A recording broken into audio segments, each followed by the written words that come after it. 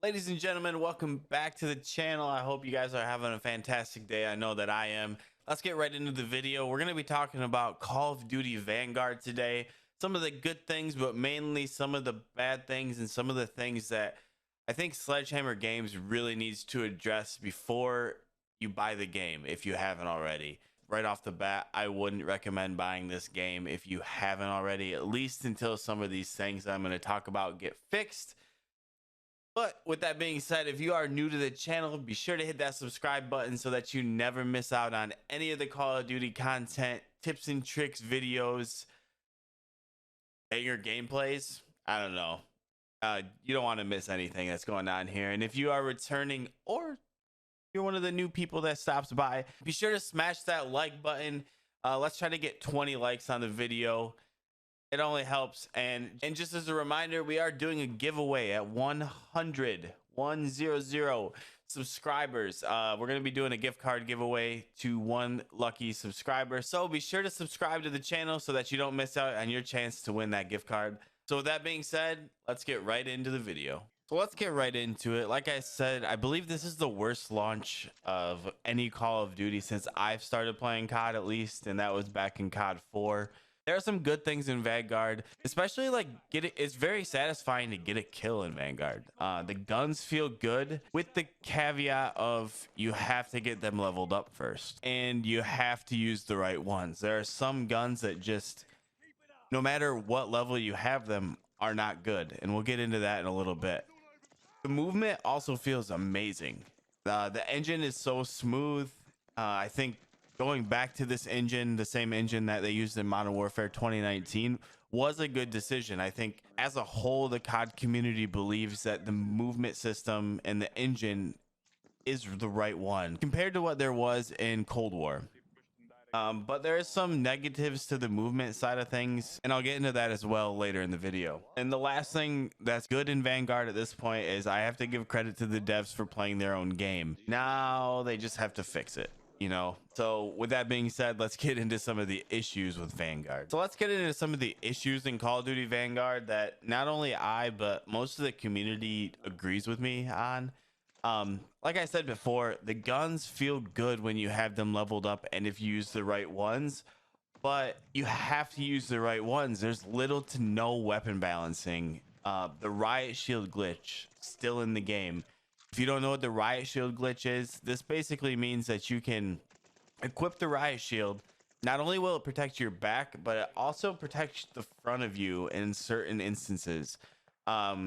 You can find a lot of different gameplays where people are shooting people in the front with shotguns and not getting any hit markers, not getting any hit detection at all. And it's because the riot shield makes your hitbox so much smaller, and it acts as not only protection for the back of you, but also to the front in certain instances. Some guns are just unusable in the base state, and they're still not good when leveled up. And this can take 5, sometimes 6 hours, even for skilled players. I know Marksman has talked about this, Nero's talked about this in quite a few videos, and I think Espresso even said when you're doing the 35 kill zombie mode, it can take 30 minutes to an hour and a half to get through like 30 levels of a gun, and even then it's like not that worth it because you have to get it to at least like level 54, 55 to make the gun usable. The two guns that are just absolutely not balanced right now are the bar and the DP, and with certain attachments can kill in 2 bullets in core modes, which I don't know, not even the ACR from Modern Warfare 2 killed in 2 bullets at every range basically. And the DP, I don't know if you know this, is a LMG that feels like an SMG in certain situations. You can build it to kill in 2 bullets and have crazy movement on top of that.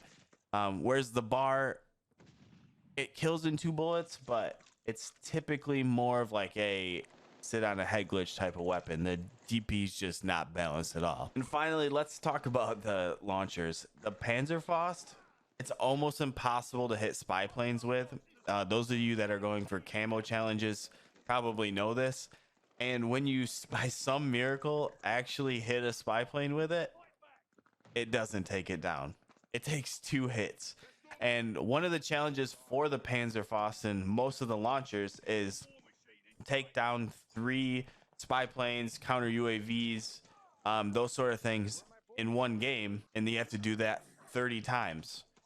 Well, that means you have to miracle hit biplane 6 times in one game. Probably not going to happen unless you've been using it since day one. Maybe you have it done by now, but I don't know. It seems a bit ridiculous that there's no weapon balancing, it seems like, and it stems from the fact that there's 70 attachments for every weapon. Now, it's cool. It gives you something to grind for. It takes a long time to get through them, but I mean, it's just too much. You can't balance that many attachments. Either you have to make every gun incredible, where it doesn't matter which gun you're going to use, is if you haven't maxed out, you can make it incredible, or you have to have it how it is now and have 2 or 3 weapons be the only ones you can play with, because of the way the attachments are and the way that they are equipped on the gun makes it that much better than other guns. It just doesn't make sense. So that would be one thing that I would really harp on Sledgehammer Games figuring out going forward. It really kills your will to play. In old CODs, I did challenges all the time on my stream. Shameless plug real quick, twitch.tv/Sir Ivies, where you can find me for all my streams. Link down below in the description. But back to the video. I mean, I used to do challenges all the time where I would do like pistol only challenges to try to get a nuke.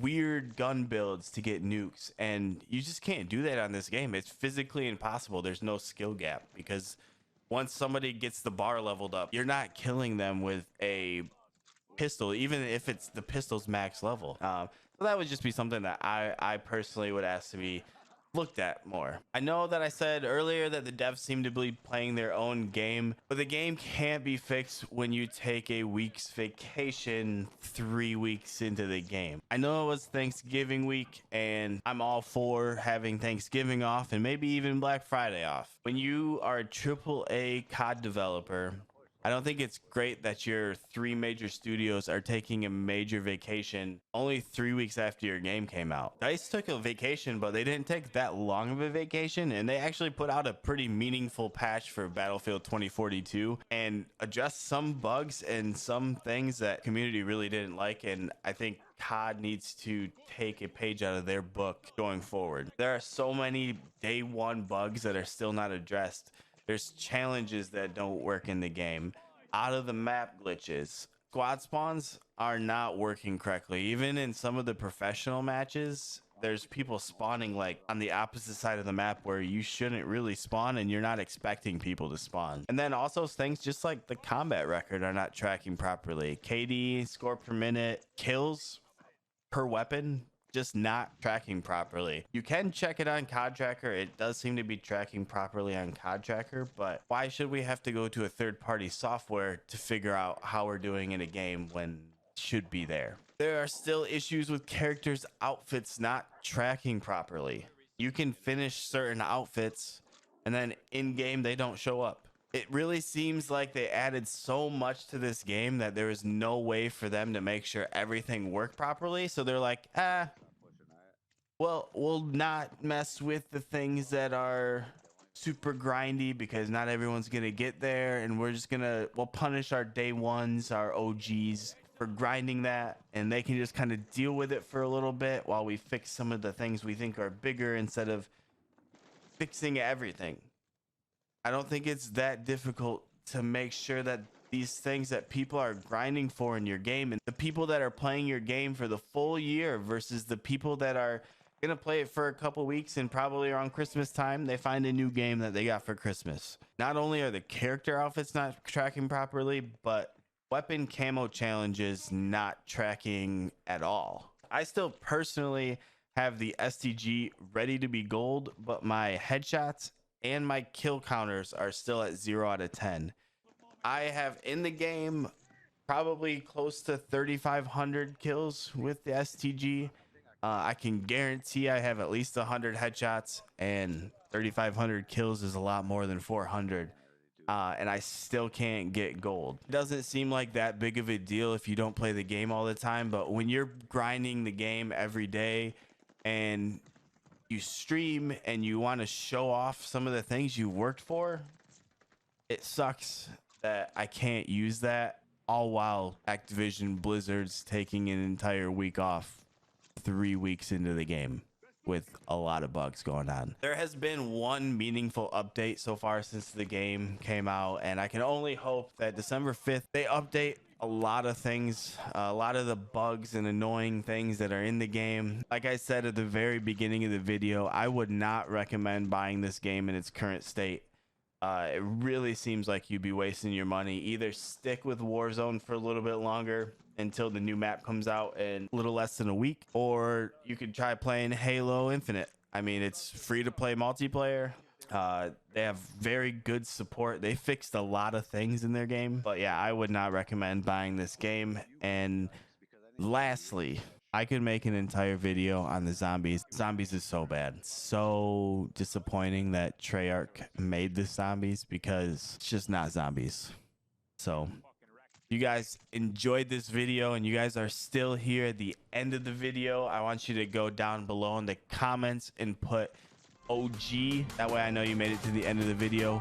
With that being said, I will catch you guys in the next one. Do not forget to hit that subscribe button, like the video. You won't regret it, I promise. Peace, guys.